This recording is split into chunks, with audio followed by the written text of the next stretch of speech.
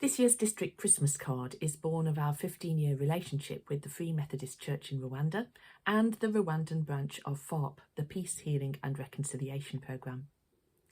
The young Kigali-based artist Igiraneza David painted this Rwandan nativity especially for us.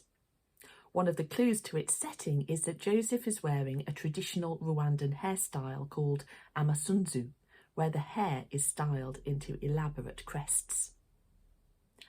I love the contrast in this picture, reflecting the paradox of life and faith.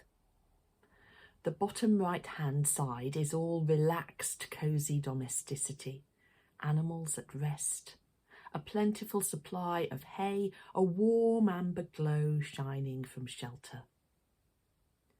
Meanwhile, Mary and Joseph sit beneath an immense black sky, a symbol of vulnerability and risk, lit by the single star above. But most of all, I love the fact that there is no ambiguity about the focus of the picture, even though it's off-centre.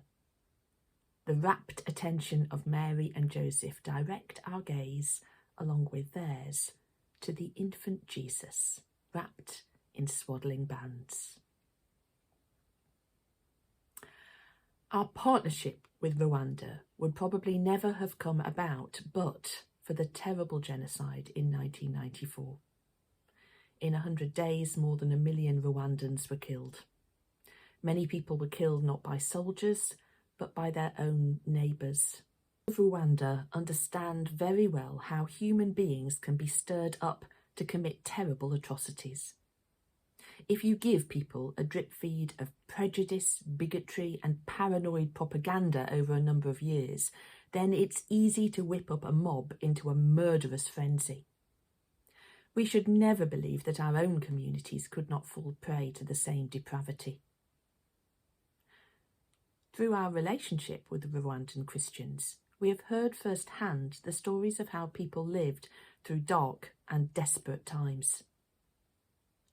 But we've heard the stories of people who held on to their compassion and their dignity as human beings, even when pitched into the depths of hell.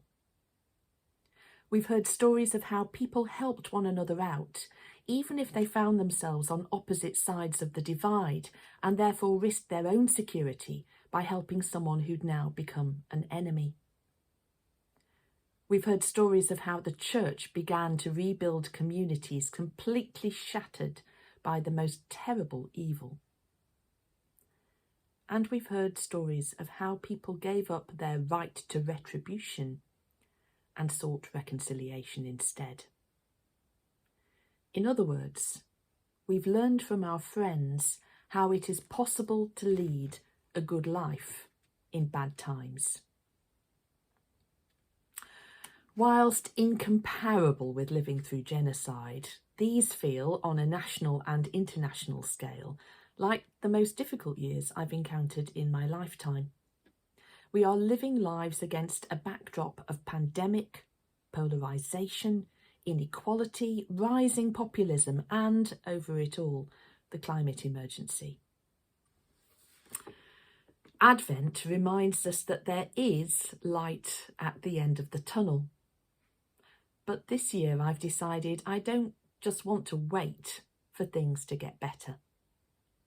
I want to learn what it means to live well in the tunnel, how to lead a good life in bad times.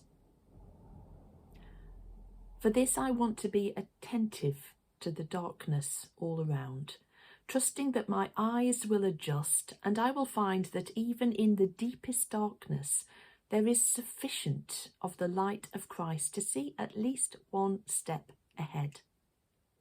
And I want to take that step, and then the next. I want to hold on to my compassion and dignity, to keep on loving even when the going gets tough. And I want to encourage others to do the same. The name of our partnership with the church in Rwanda is Komera.